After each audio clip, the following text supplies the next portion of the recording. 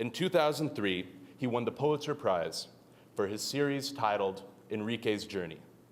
Please welcome to the stage, Mr. Don Bartletti. All right, thank you. Thank you very much. And congratulations to all of you, because you're probably about to launch your beautiful lives into one of the most important parts of a democratic society.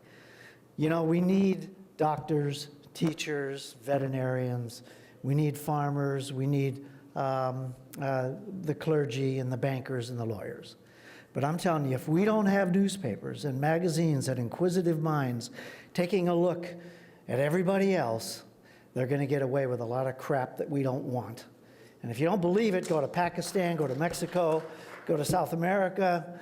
You don't have to go far. But a free press is the most important pillar, in my opinion, of a free democracy. Well, I want to tell you one story at the LA Times all the time. We report about the weather and accidents and trials and Hollywood and sports, all wonderful things. But the story that never goes away, never has a beginning or an end, is migration. Worldwide migration is as unstoppable as the wind. It's part of the DNA of humanity. I mean, in the old days, a man would go from his cave to find food and come back. You know, now we're not searching for something to eat, but we're searching for the almighty dollar. So people are migrating around the globe, and I have gone to 22 countries looking at this story. But I want to show you pictures that concentrate on our border.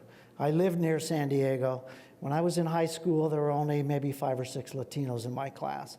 Now my community of Vista of 70,000 people is 60% Latino. And it's an indicator of what's going on throughout this country. Migration to some is a threat. You might be standing in the food line and hear somebody speaking a strange language, thinking, gosh, they're talking about me, they're laughing, they shouldn't be here, because they're not like me. But if you understand migration, you'll realize that you're here because of it too. The US-Mexico border is marked by little steel buttons that get run over millions of times a year by traffic. And it's almost like a stage. In my early years of photographing the border, it was like theater. People under stress, migrating, going here and there, not knowing what they were doing. So I'm going to step back and show you my long-term story that spans about 35 years. It's a story that I always return to, that I get great satisfaction in photographing and archiving and presenting for contemporary reflection. The US-Mexico border, I'm going to pick up this one here. You hear me? I'm a cool muchacho. You got it? All right. Can we lower the lights a little bit to increase the contrast of the images? Just to get it down a little bit. The US-Mexico border back in the late 60s and early 70s was nothing much better than a, well, I don't want to say better or worse. It was a schoolyard fence separating Mexico and the United States. I titled this picture, The First View of El Norte. And it's migrants who had come from the south of Mexico looking towards the lights of San Diego. Get the right button there. People moved north almost at will. When the Border Patrol changed their shifts, people could easily move. 200 a knock. One of the first border enforcements was surplus perforated steel planking that was welded together along the border. Stadium-type portable lights were put up. But really the border was a nuisance rather than a hindrance to those people who were looking for a better life. Enforcement was massively frustrating. People established networks in the United States of men, women, and children, grandmothers, grandfathers, newborns, and those networks are now unbreakable. The link between Latin America and our country is forever what it will always be. Coming across these people, I had to pay $1 to an entrepreneur on the Mexican side to cross the Tijuana River. Certainly wouldn't want to walk in it because it's 90% sewage. You know, I don't ever think that I can change the world with an image. Maybe you can change the world with a story, but we should always try that. The phenomenon of pedestrians running across the freeways right next to the border and up on Camp Pendleton trying to get around Border Patrol checkpoints slaughtered thousands of people over a 10-year period. And it was one of those subjects on my story of immigration that I would photograph. And Caltrans came to me and said, Don, we need some of those photos. We've got to somehow stop this carnage. And they were devising freeway warning signs. You know, this one is quite similar. So I was happy to contribute my pictures to an artist, coming up with the concept of a sign to warn drivers about the unlikely presence or the surprising presence of people walking on the freeway. And the reason migrants would cross the freeway rather than an overpass was they felt that the Border Patrol would ambush them on an overpass. So they'd cross the freeway following their smugglers. So the freeway signs, maybe some of you have seen, there are not many in place anymore. Were inspired by my images, and another physical barrier was erected. This is approaching the Border Patrol checkpoint on Camp Pendleton. But these signs were also down near the U.S.-Mexico border. This picture especially, which I call interstate pedestrians, was an important image. And these signs were put all along the fence line in businesses in Tijuana, warning people, don't cross the freeway. More than 150 have died. Well, 150, that was in like 6 months. It went up to thousands before it finally calmed down. I live up in northern San Diego County, in the area like of Carlsbad, Oceanside, inland towards Fallbrook, Vista, Valley Center, an agriculturally rich part of the state. Migrants would flood the fields, live in hovels next to the fields, or in this case, 5 guys from Guatemala, Huehuetenango, Guatemala, would sleep here at night and then go down to that street corner next to I-5 and Encinitas Boulevard and wait for day labor. This is the early days of the curbside hiring hall, hoping that a homeowner would pick them up for a day in the garden, maybe a contractor for ditch digging. It was amazing. They would build camouflaged huts out of sticks that were found in the chaparral, plastic from nearby fields. I call this suburban lights. And Gonzalo's backyard was an example how, as Mexico's economy continued to deteriorate, more and more people would come north. And this is an intact family of a daddy, a wife, and a sister. There was a grandmother. And, you know, Gonzalo never lost his spirit, his childlike desire for play and recreation. But, you know, his yard, his backyard is paved in the cold mud of the San Luis Rey River, and so is his bedroom inside that little shack.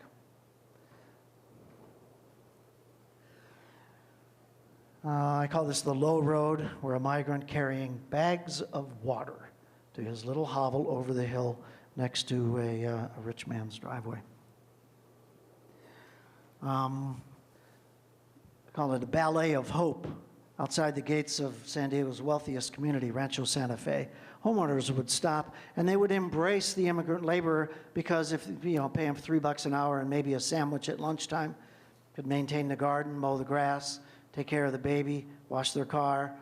But it was always a dance. Look at, there's an important part of what I want to inspire you is when you look at pictures, look at them carefully.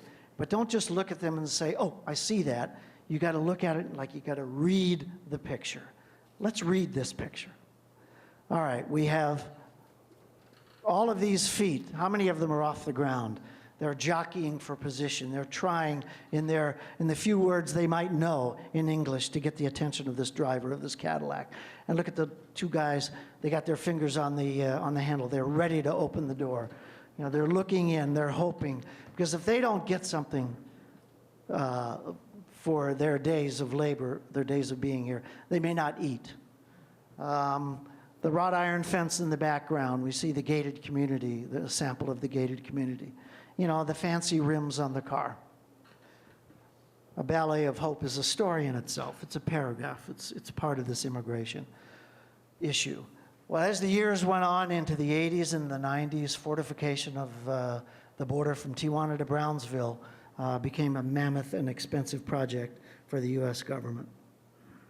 Putting fences across the Southwest desert through Arizona and Southern California, around Yuma, became a hugely expensive project. And then across in south of Tucson, near Sasabe, erecting these panels of fences through the springtime scrub. And out south of Yuma in the Algodones Dunes, there was no fence. The border was a shifting mass of dunes. And the Border Patrol would struggle to get on the high ground in trying to find people. And it was almost an impossible part of the border to enforce. Drug smugglers would use dune buggies like the recreationalists on the U.S. side would use on the weekend, and they would pack them with drugs and put an American flag up or a flag of Homer Simpson and just zoom right across the border, absolutely undetectable. Drove the Border Patrol crazy. They eventually did build a floating fence, a fence that sat on top of the dunes, and they would come dig it out when it got buried, and the enforcement of that part of the border was accomplished. Across the Barry Goldwater firing range, the whole fence goes like 17 miles through the desert. I'm showing you the physical border, the theater where immigration takes place. Later on, I'm going to show you the impacts, what pushes and pulls people from between these two worlds. This is the fence now along the Tijuana border.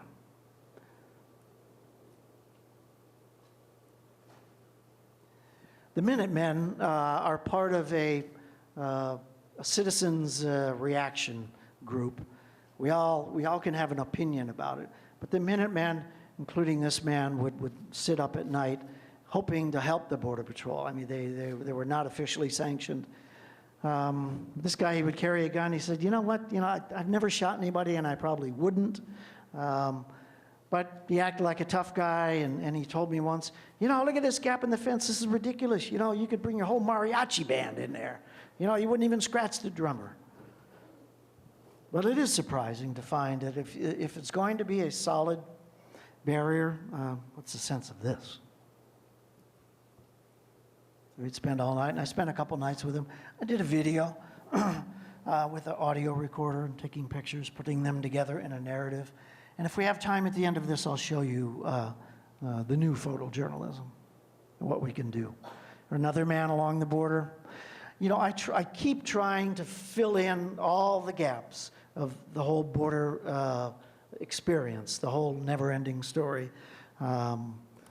This guy would walk with his dogs. He built the fence before the one that you see in the background was put up because drug smugglers were coming through and they were, you're driving them crazy. The phenomenon of migration into this country is, I would say, unofficially, is an institution in Mexico. It's not stopped by the Mexican government. It may not, we may not be able to find examples where it's encouraged. But I'm telling you, I have been in the desert south of Tucson, in an area called Sasabe, where migrants start 60 miles south in Altar, in a community that used to be a brick manufacturing community. Nobody makes bricks. Everybody is a smuggler. There are vendors on the street corner selling backpacks, grocers selling cans of tuna, crackers, jugs of water. And migrants get in a van and they pay to come up to the border, and they're let off every day in these vans. In fact, there's even a road grader on that 60-mile road that keeps scraping the dirt road so these vans can haul ass 60 miles an hour through the desert right up to the border where there is no fence. And I walked with these guys for a couple of hours, and honestly, I didn't know if I was in the United States or still in Mexico. But it's an eerie feeling. If you hear the crunch, crunch, crunch, crunch, nobody's talking. Nobody's saying a thing. This was during March a number of years ago. You could hear the nylon jacket sleeves whooshing, whooshing, whooshing against their sides, going around cactus and scrub growth, with one eye on Babo Quaveri Mountain on the Tohono O'odham Indian Reservation. And they keep following the smuggler and keep that mountain to the upper left, to the upper left. If you're ever aiming towards it, well, then you're going too far west. If it's behind you, you're heading back to Mexico. So that was one of the signals to come across the border. I went with an undercover group of, I think these were reservists. We flew into the border in a Black Hawk helicopter with no lights on, and followed paths and ambushed migrants as they moved across the border. By daybreak, they had a group. So maybe this cost $1 million to catch one guy. What are we doing? Joe Arpaio, a famous sheriff in, I think, Pima County in Arizona, in Phoenix, you know, he's got no mercy for migrants. But he does treat them fairly, according to him. He'll give them a place to sleep once they're caught, give them pink underwear and pink socks. The intimidation process is almost comical in a way. This guy's been very controversial. Doesn't offer air conditioning, but he does offer 3 square meals for migrants before they're eventually deported back to Mexico. In the last number of years, there have been a fair number of citizen protests wondering what the hell the United States government is doing. Why aren't we addressing, finally, the issue of immigration? And it's such a changing topic that I don't think we can have one set of laws from the 30s and 40s and apply them to today. Because it is a human story. It's not a story about numbers. And I'm not here to promote or demote the United States immigration policy. I'm offering you pictures so you can make up your mind. If you think there's something that needs to be done, do it. If not, you know, I don't blame you either, because we have so many things in our own life. But the story is going on all around us.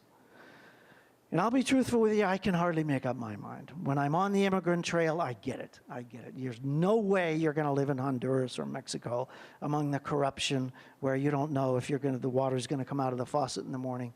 But when I get up here and I see the impact on every teacher has to be bilingual in elementary schools. Every kid gets 2 square free meals in school every day. That costs a ton of money. Where people with a sore knee go to the emergency room. There is an economic impact. Of course, the migrant labor is an important part of our the whole economic society we live in. But, you know, I don't know. I don't know. Well, she was happy at this rally. See, hey, I'm an American. Well, there was an especially disturbing rally in Santa Ana where kids from Santa Ana High School spontaneously marched. It may not be spontaneous. I think there was probably a lot of planning by other than students. But they linked arms and marched down Brookhurst Avenue en masse, hundreds of them, through the streets. And I came upon this that just haunts me to this day. I didn't, by the presence of my camera, believe that I caused this girl to try to rip up the American flag, because it was going on as I was watching from a block away as they approached. Then I began walking next to this car. Well, she couldn't tear it, so she threw it down on the ground. And other students came along and ground it into the ground. Now,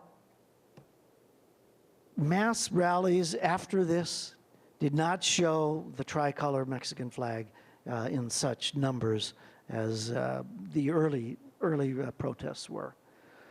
So I think they realized that you know, if you spit on the doorstep that you're begging to stand on, it may not be in your best interest.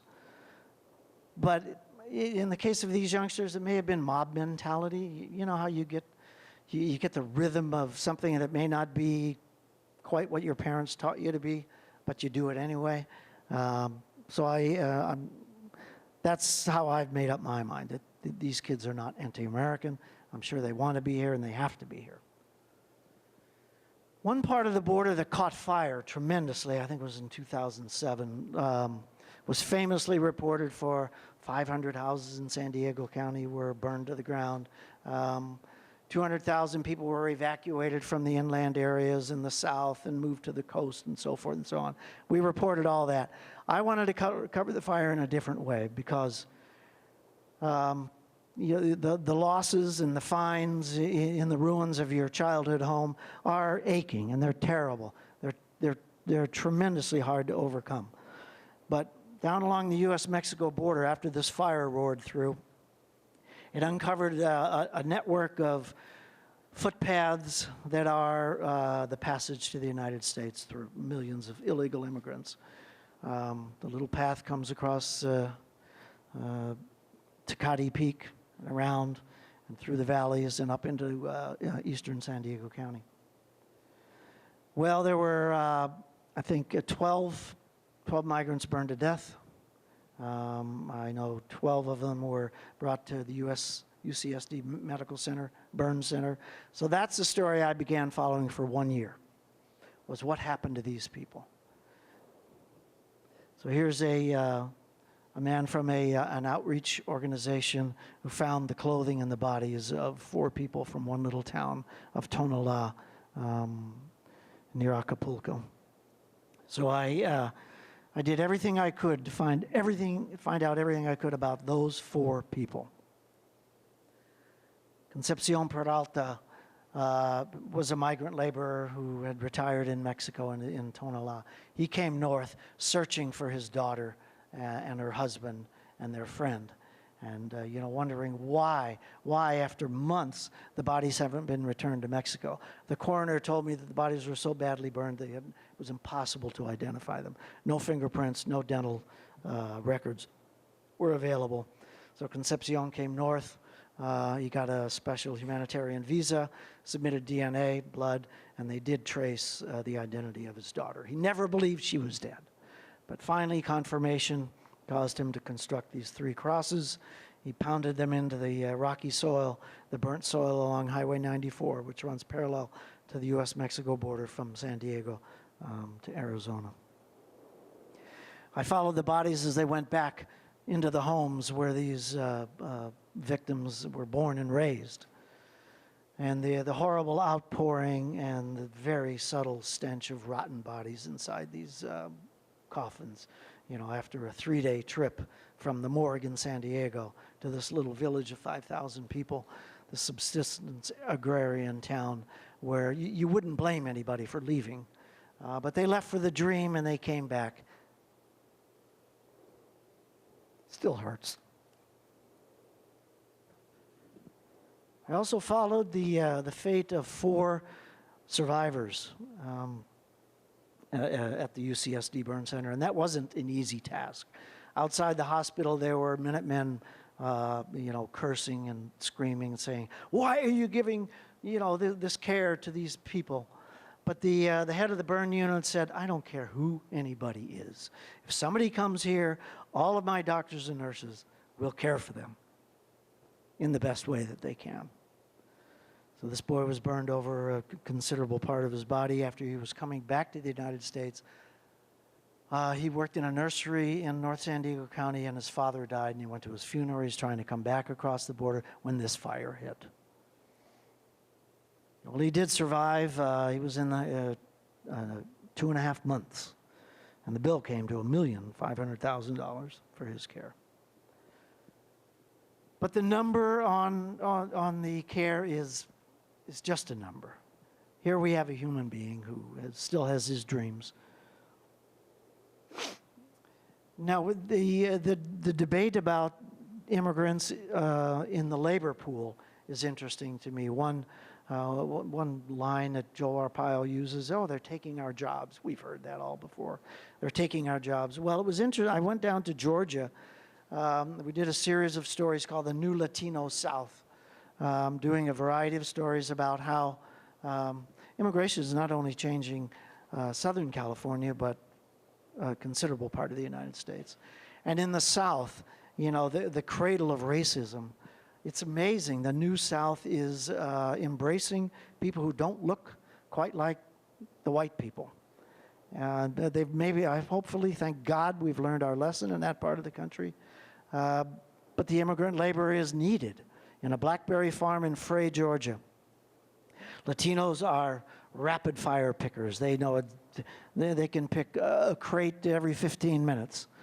They're motivated because the money they need is for their own salvation and for remittances back to Mexico, possibly. So I found the motivated Latino worker like a machine. Georgia, the reason I was doing the story is Georgia passed draconian laws against illegal immigrants, not only from Mexico, but from any country. You had to prove that you were a citizen before you could go to school. You couldn't get a driver's license. You couldn't get a job. So the farm labor pool on this particular blackberry ranch just plummeted. And they left 20% of the field unpicked. So he was accepting applications from white people and black people. And this little girl, she says, oh, I wish I had a job at McDonald's, she said. Well, it was about 98 degrees, but down inside under the vines, it's 10 or 15 degrees hotter. And it was, I don't think I could do it. Number one, I'm not motivated. Number two, I'm not physically capable. And neither were these people who answered the call for jobs available. So she and her two brothers just, they lasted half a day. This man came from Oaxaca. Several generations of his family harvested lettuce in the Salinas Valley. He was an expert at it, but remittances, sending money back home, defined his reason for being in the United States. He would send money home and he would return home once every maybe 2 or 3 years. He went home one day to find that the house looked exactly the same as when he left 2 years ago. And he asked his wife, why weren't you buying any furniture? Why didn't you, paint the house? What she and her group in Ioquesco, Oaxaca were doing were quietly saving the money that was being remitted and buying up land and planting nopal cactus. And the women bottlers of Ioquesco cactus built a factory, a bottling plant, and they would clean and pickle the nopal and export them to the United States. And the idea was to keep their men home, keep the sons and the daughters from migrating across the border to make a living. And it's a project that I need to catch up on, but the factory is finished. There were some export issues, but what a wonderful idea. So exports of money to Mexico, being their second biggest industry, has a way of changing society.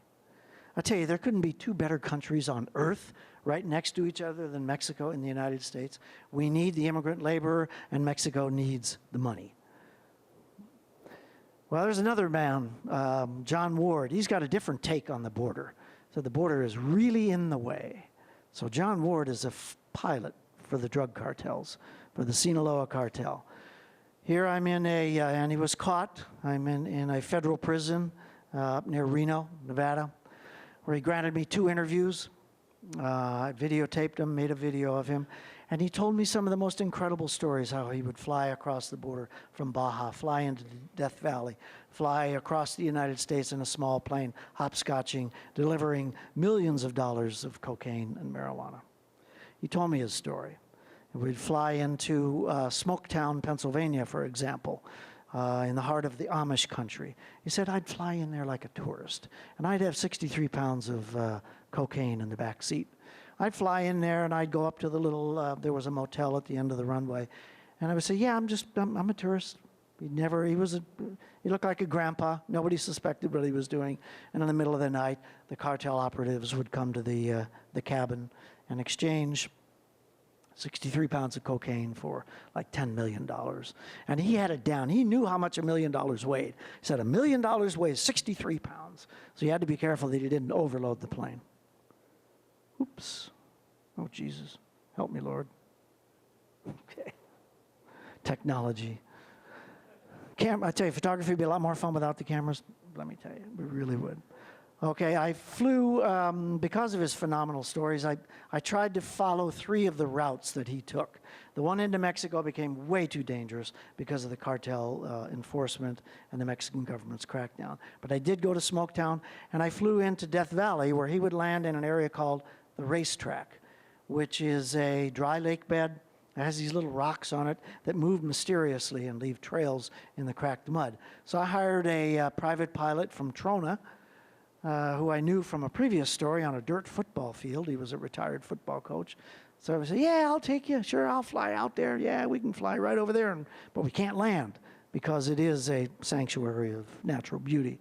But it was a wild ride across the Death Valley, flying just a few feet above the ground, because I wanted to illustrate his words with pictures of places that he went. And he would describe how, I would fly at telephone pole level at 250 miles an hour.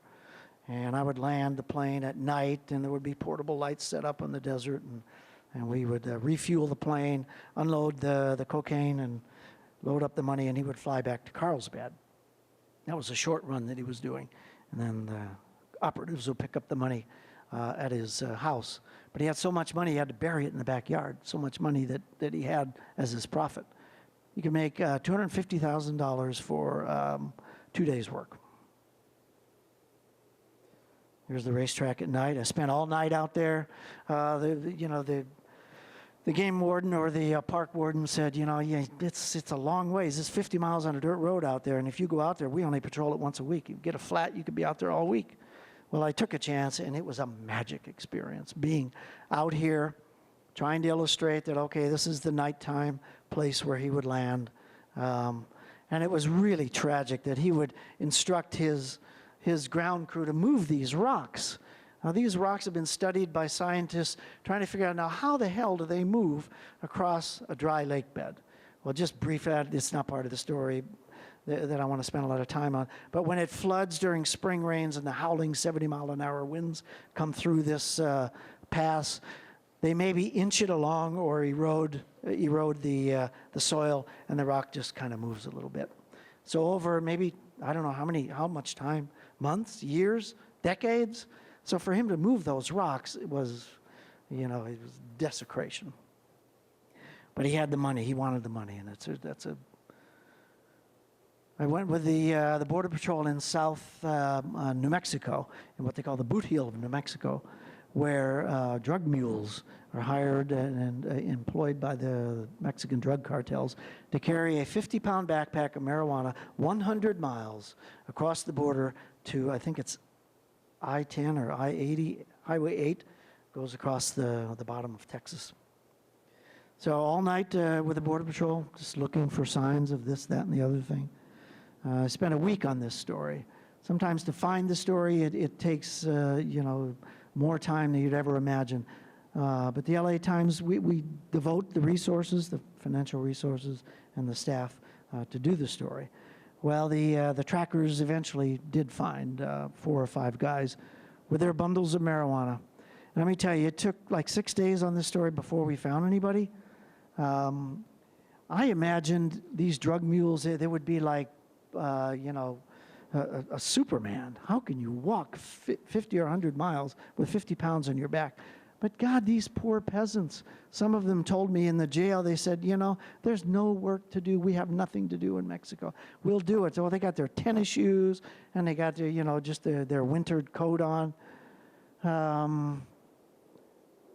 Look at how crude the backpack is. It's not even something from REI. Oh God, I couldn't hike 10 miles unless I had the latest backpack. So it was a pretty big haul. Another aspect of my reporting in the last few years has been Mexico under siege, the tragedy of the drug cartels. Ha, when you drive into Reynosa, well, you can't have any guns. Well, that shows them, doesn't it? Yeah, well, it didn't work. Because guns in Mexico are exacting a horrible carnage. 50,000 or more people have died in the last 7 years. This is in Culiacan, the headquarters of one of the most vicious drug cartels, the Sinaloa cartel. in southwestern Mexico or central western Mexico, where a truckload of plainclothes policemen were ambushed by the cartel.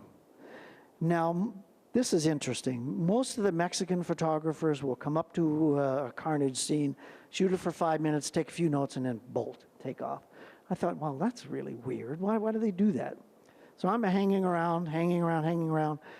And in this case, it came to my benefit because the family of some of the victims came up, and I've never seen such an outpouring of horror and crying and screaming and, calling the cartel, you dogs, you pigs. But I later learned from journalists in Tijuana, says, you don't want to spend a lot of time there because the cartel operatives are hiding in the shadows to make sure that the hitman did his job. And if they find something they don't like, they'll just go after you. So you don't want to get to they warned me, you don't want to get to a cartel shootout before the police because you could become a victim. And the journalists never hung around because they didn't want to be identified. It's a sad case of journalism now in Reynosa, for example. The journalists are totally paid by the cartels not to show up at these shootouts. But look at all the interesting part of it is not only the goddamn carnage, but look at all the people in the background. In Tijuana, this is a story I really is so dear to my heart, being a parent. I'm afraid that Mexico is now nurturing a generation of youngsters who are finding bullet holes and puddles of blood as just like a cartoon on TV anymore. Right next to a junior high school in Tijuana, there was a bloody shootout where the Mexican army raided a cartel hideout and killed five people, and there were 1 or 2 soldiers killed. But I went there the next morning, and the place is totally unsecured. I'm not a writer. There was no border tape around it. There was no guards. The place was wide open. There were bullets all over the place. Still, the sting of the tear gas was in the air. These little kids went in there, and it was, believe it or not, Halloween. This is the ultimate horror house. The things I saw were hideous.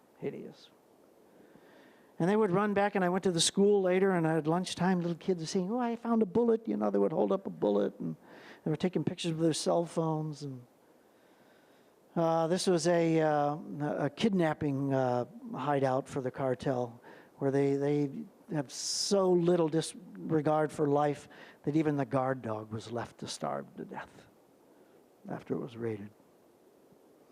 All across Mexico, bodies are lying in the parks and in the colonias. So I embedded myself in Ciudad Juarez with the forensic investigators as they went around, picked up bodies. I don't mind showing this, it's horrible, but this guy was a lethal creep from the Aztecas gang. So the bullet hole through his stinking tattoo on the autopsy table. The bodies that don't have IDs are disposed of in different ways, but this guy was brought back to his house where his younger brother is looking at his dead brother. Parents and friends in the background at the wake in the little house are gathering. And outside that house at the end, there was a fiesta, they had a barbecue. And this little boy and his friend were sitting together, and I asked his friend, what do you want to be when you grow up? What do you think you want to be? And he says, senor, I don't know. Maybe I want to either be a bombero or a narcotraficante. I says, you got to be kidding. A narcotraficante, a drug salesman. I says, why would you want to be a drug salesman? He says, because the narcos, they have all the pretty girls in the big cars. See what I mean about what's happening to this generation in Mexico? He may be an exception, I hope to God so. Well, in Juarez, the freezers are overflowing. The body parts, the heads, the arms are kept in little boxes on the lower shelf. Those without IDs are buried in a pauper's grave.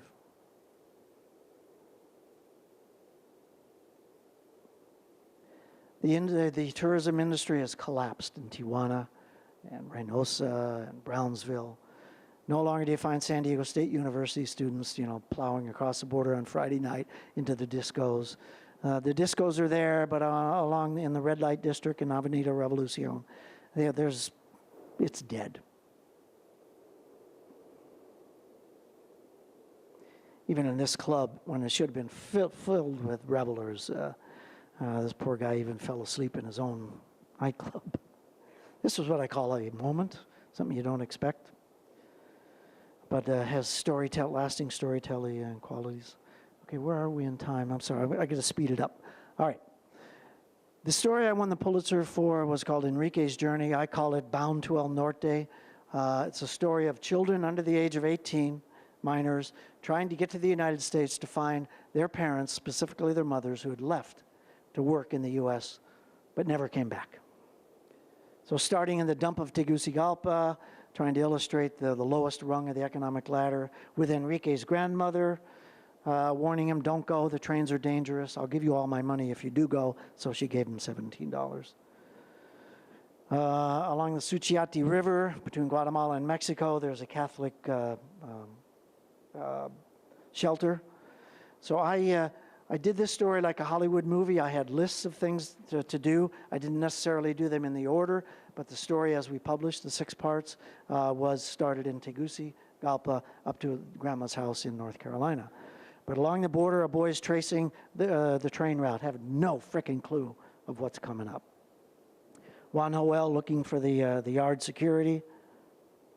Jumping on the train, I had to learn how to do this myself. A little 12-year-old boy actually taught me.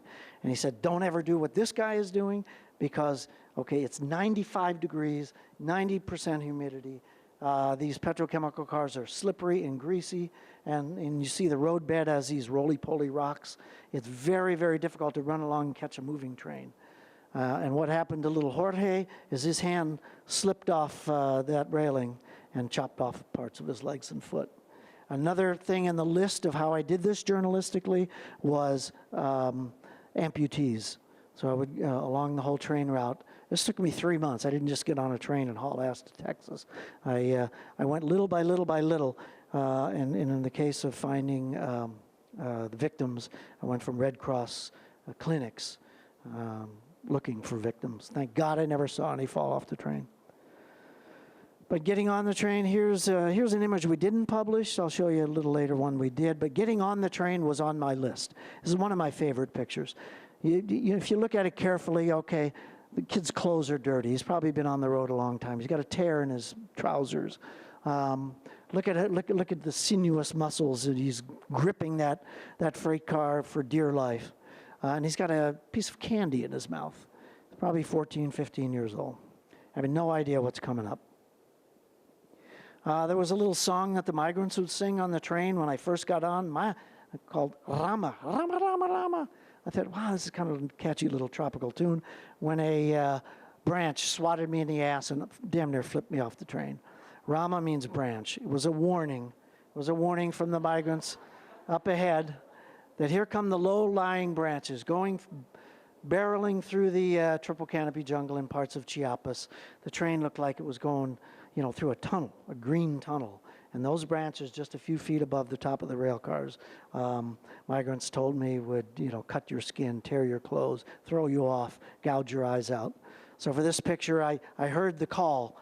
I heard the little song Rama, and I got ready. I preset the camera, pre-focused, slow shutter speed, and when I saw the branches coming, I just laid my head down and gripped the hand grip and hit the shutter on motor drive and took a sequence of 5. But the slow shutter speed helps me tell the story of there's motion going on in the still picture. See the blurred branches. Got to get moving here. All right. This is another moment. I couldn't hear if he was crying or moaning or screaming, so I asked him later, right before he jumped off, and he said, yeah, I'm trying to get to Vancouver, Washington, where I have a job as a painter. But if I get caught here, it'll be the 5th time the train was slowing down for an Mexican immigration checkpoint. This is what one of the few times I use a telephoto lens. My pen and pencil are lenses and film. The wide-angle lens helps me relate the background.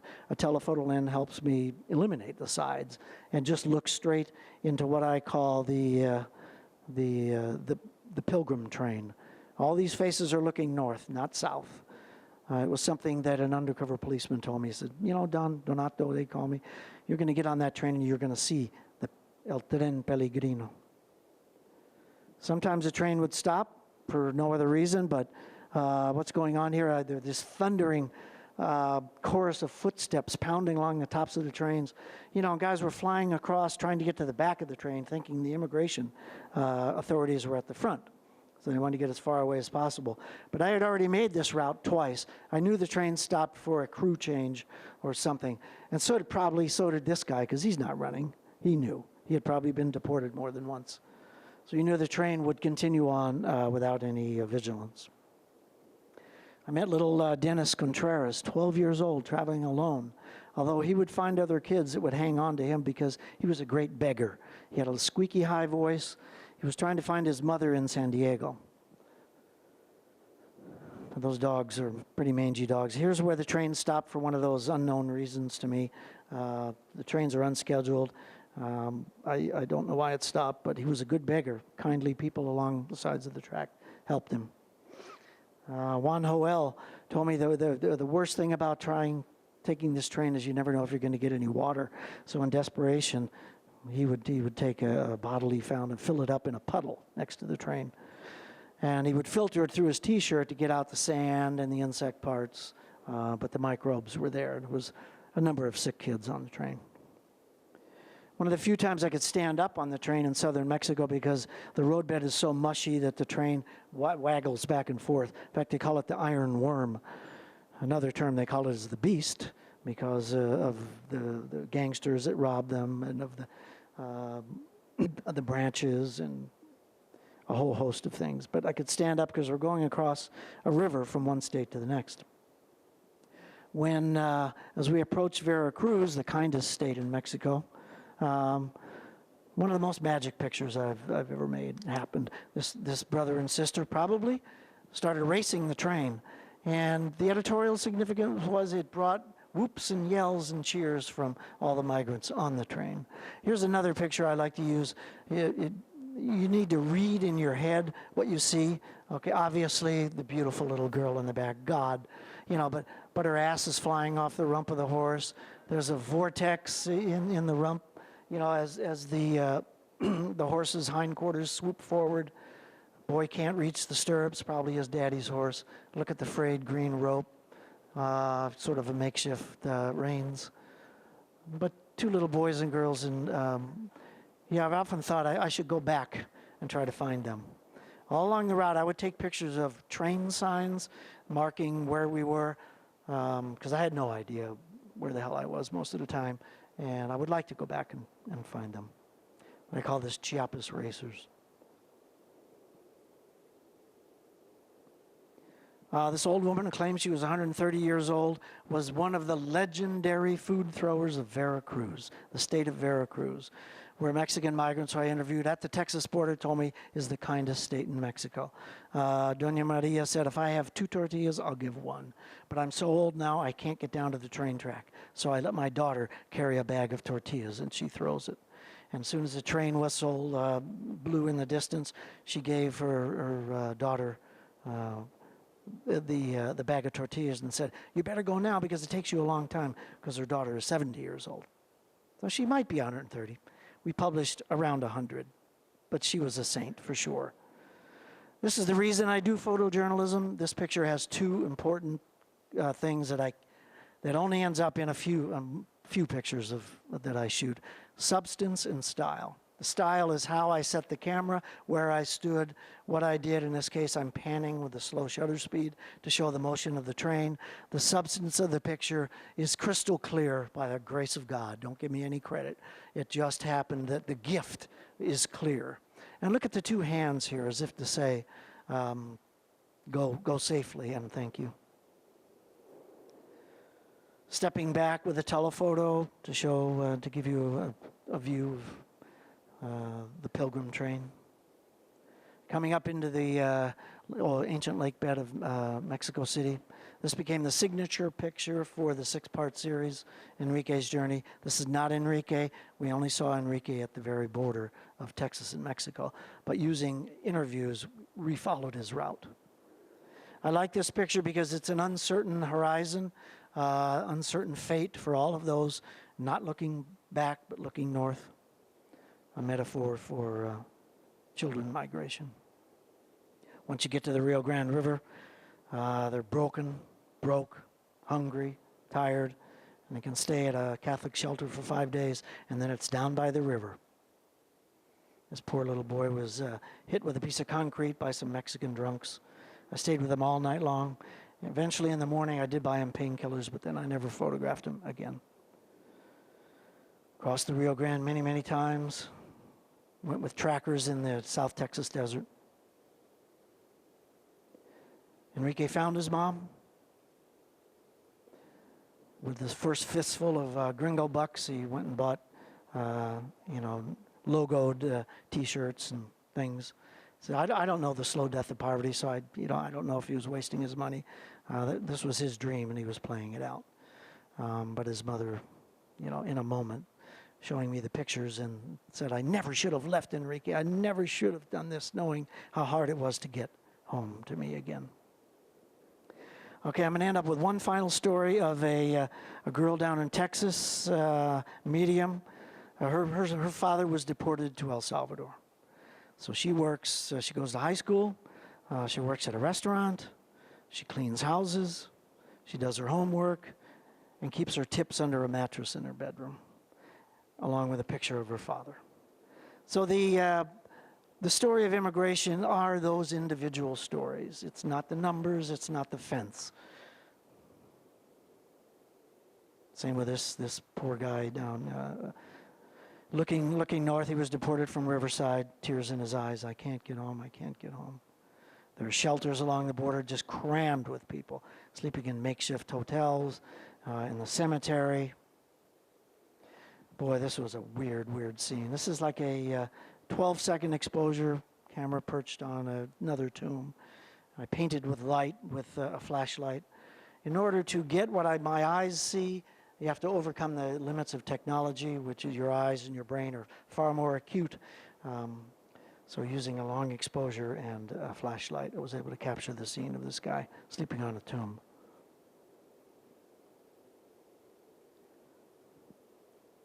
She missed her father. I went to the house before Raul got home. He was still stuck on the south side of the border. He smuggled himself north, 6 days walking, almost killed him. The family was so desperate for money that they had to sell tamales door to door. But Raul made it home, and I went to his apartment after he arrived.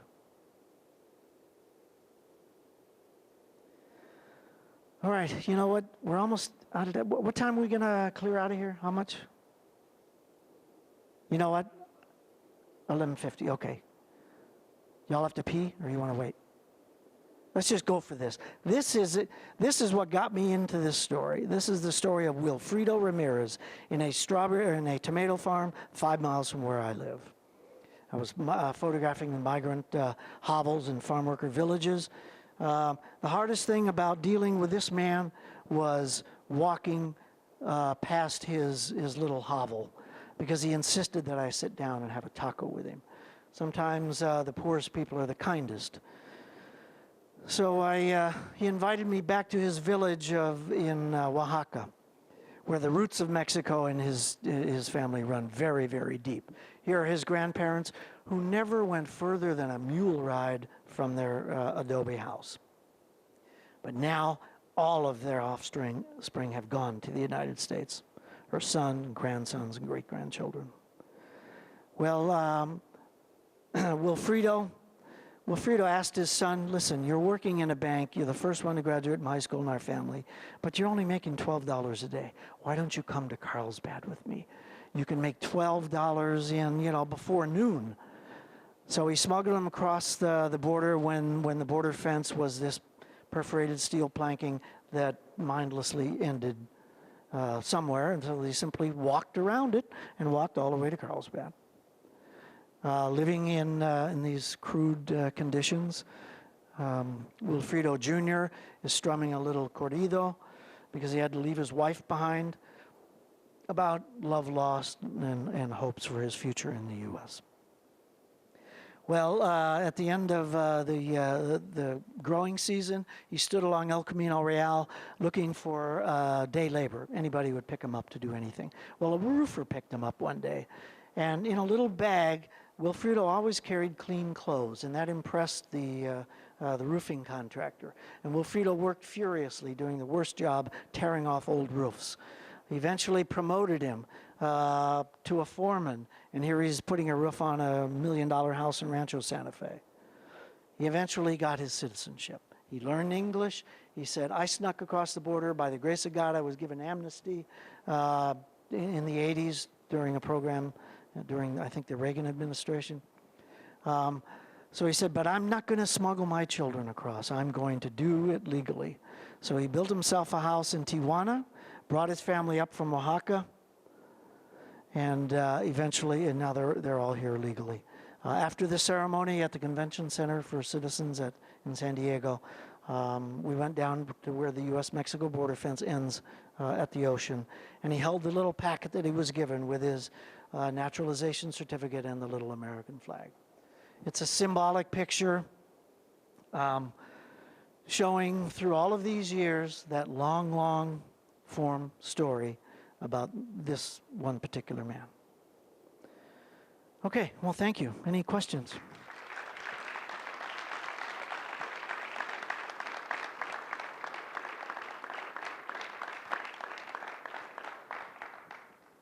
Yes, sir.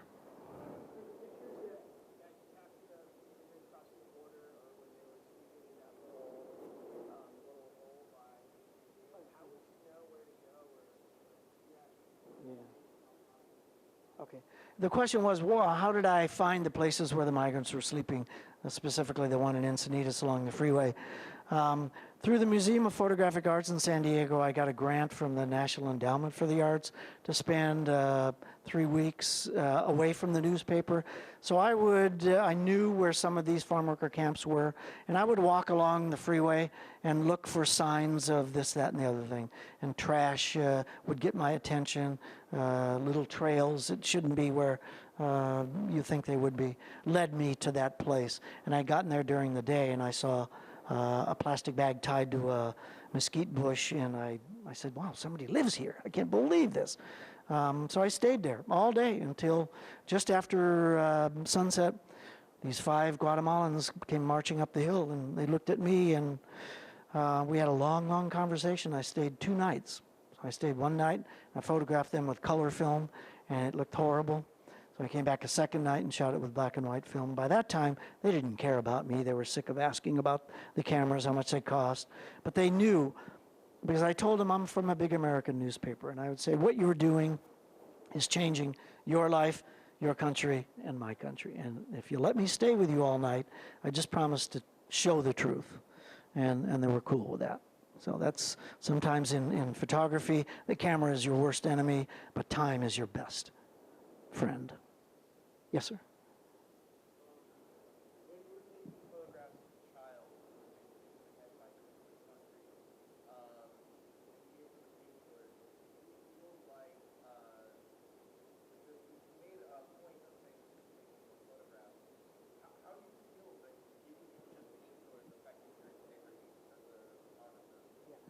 He has a resonant voice. You did hear that?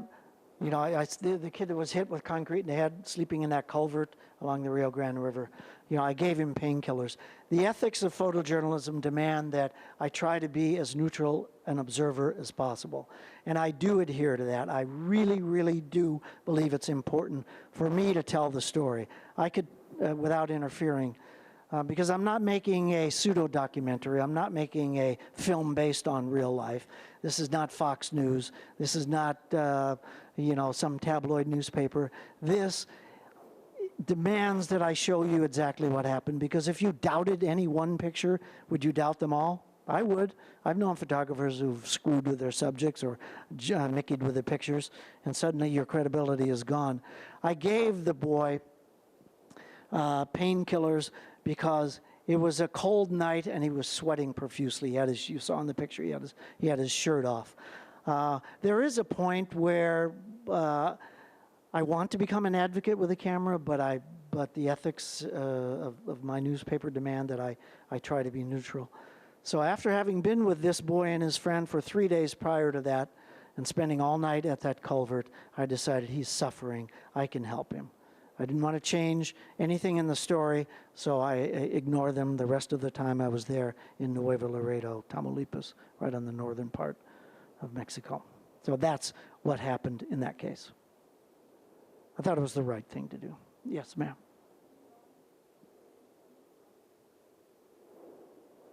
How many pounds of equipment do I take? In the case for the train journey, I had to travel what I call light. So I took 2 camera bodies, and it was the film days. Digital had come online, but it wasn't good enough yet. And I would, 2 film cameras, two lenses, a tele extender, film, and a strobe. In a backpack that I could swivel from the front if I wanted to access things, or if it started raining, I could jam the cameras in there and zip it shut. I could put it on my back if I needed to crawl or run. So poundage, that was maybe 20 pounds of stuff. Yeah, sir.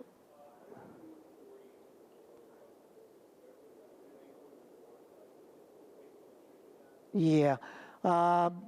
You know, the LA Times is like a research institute. It's like a think tank. We do a lot of work that you don't see in the pictures prior to me going out. My foreign correspondents in Mexico City wrote a letter to the Mexican government saying, Don Bartletti and Sonia Nazario will be in your country, blah, blah, blah, explaining this story. Well, their press secretary for the president of Mexico did write a letter that I carried saying, Don Bartletti will not be interfered with by any local, municipal, or state law enforcement agency. He's here doing an important story about Mexico, and he is not to be bothered. So I did show that a couple of times. Most of the time, I did what the migrants did. I kept running. I kept on the move. I just didn't want to have my momentum interrupted. Same thing when I crossed the muddy Rio Grande. I wouldn't get out on the other side because you can't cross the border, even an American citizen, except through a portal. And I didn't want to have to answer a lot of stupid questions. I didn't feel I would be arrested, but I just didn't want to lose my momentum. So the letter in that case, while deep in Mexico, did help. Yes?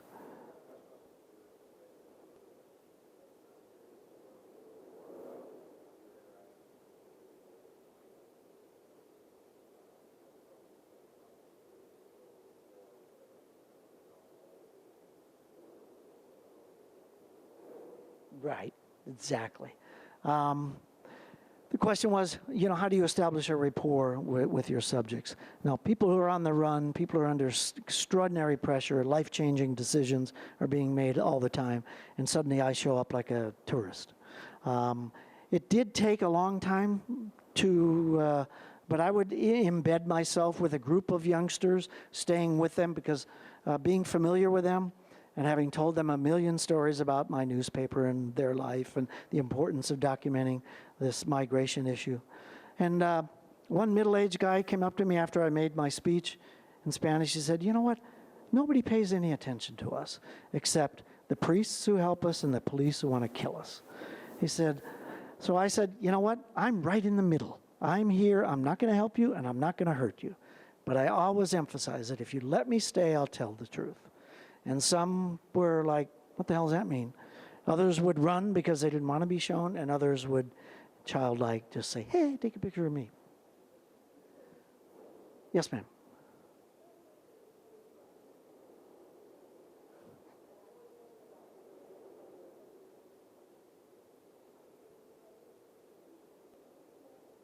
Yeah, well, how do I deal with the emotion?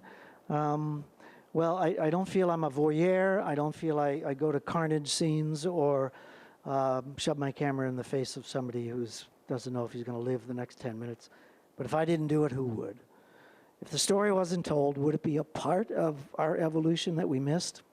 You know, maybe I'm a little selfish and give myself more credit than I should, but that's what journalists do. And if I didn't do it, I should find another job. So I don't hide behind the camera, but I have had trouble focusing through tears.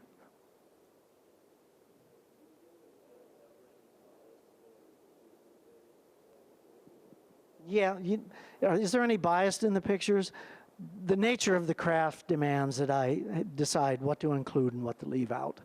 Certainly, I always focused on my storyline because it's a visual narrative.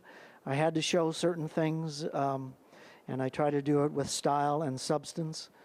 So, yeah, neutrality is a difficult thing to maintain.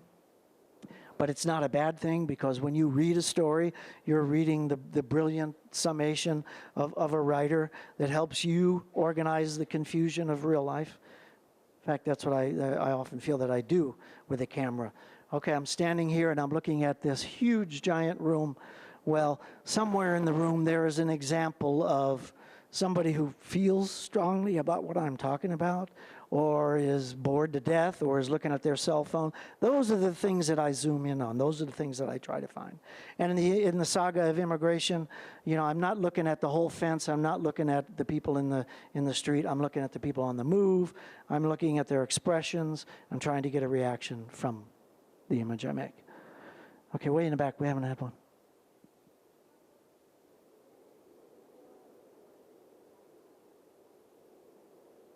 Do I feel one country is more poverty-stricken than another? I've been to 22 countries, and you know, most of my assignments seem to be in the mud or the dust. Well, I found that Afghanistan and Iraq make Mexico look like a first world country. Iraq is just beaten. Their people are, oh man, some of the cultural issues that I had to deal with were so unexpected. Afghanistan, I think, is known to be one of the poorest countries in the world, one of the most fantastic for a photojournalist. It looks like you're still in the Arabian Nights, but you can be run over by a Toyota. And yeah, I hope to God that settles down and you can all visit that part of the world. It's phenomenal. But let me just say one thing. Sometimes I wake up and I look around, open my eyes, and I say, what the hell country am I in? Because Quetta, Pakistan, Tijuana, Mexico, Kuwait, Kenya, sometimes they look the same. There's busted sidewalks, there's trash in the street, there's smoke in the air. Okay, yes, sir.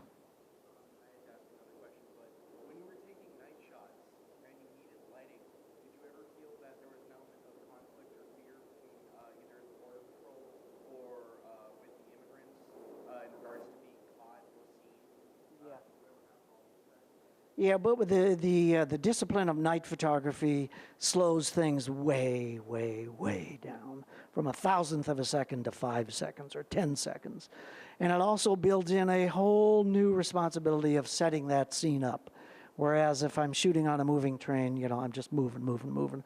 But with the Border Patrol, to get the stars in the sky and him standing looking out on the empty road, he demanded that I, had already been with him 5 days, so, he understood what I was trying to say. He wanted to have his work in the middle of the night appreciated. So he stood still for 5 seconds. I had the camera propped on the asphalt. The guy sleeping in the cemetery, he was out cold. He didn't know I was there even, so that wasn't a problem. But, night photography is, it's way harder. The technology is making it easier and easier for me. Thank God for digital. Thank God for the internet. Thank God for the new generation of cameras are going to be even greater than film was in the glass plate days. Because the new generation of professional cameras will not take a still picture. They'll look the same, but they'll shoot 25 frames a second streaming. And then you get to go in there and you pick out the exact frame that you like. So that'll be revolutionary, but and the sensitivity, the ISO is the number you use for the sensitivity of the pickup. In the daytime, you might want a 25. Well, they're now making cameras that'll be 25,000 sensitivity, so you can take a picture in total darkness and it'll show up. There's got to be a little light, but almost total. Yes. Safety precautions, no, I would, on Enrique's journey, what I would do is I was sure I was going to be robbed every day. I knew it. It was so fatiguing mentally that the reporter and I, we became savages against each other, the stress. So we did the report in three three one-month sections. We had to go back and unwind. Because I was sure I was going to be robbed, when I got to a town of any size, I would go to a shoe store and get a box, get some newspapers, and mail my film home to the LA Times. And I would Xerox my journal. Because 2.5 months into the trip up near San Luis Potosi, I was robbed of everything I had. The train driver said, thank God when the train finally stopped. Said, thank God you didn't approach him because he probably had a knife. But I had fallen asleep at 3 a.m. on the train, and somebody came aboard and grabbed my backpack, my little pack. Yeah, I was screaming mad. I jumped up to the top of the train, started running back, said, if I find that guy, I'm going to do what the Mara Salvatrucha do. And I'm ashamed to think that. I'm ashamed to think that. Because I had already sent home the signature image of the lone boy going into the fog and everything before that. So I didn't have any images of significance that I lost. I only lost the stupid camera. And I sent new ones to Laredo, Mexico, and I was on my way. All right, should we order pizza? All right, thank you so much for being attentive once again.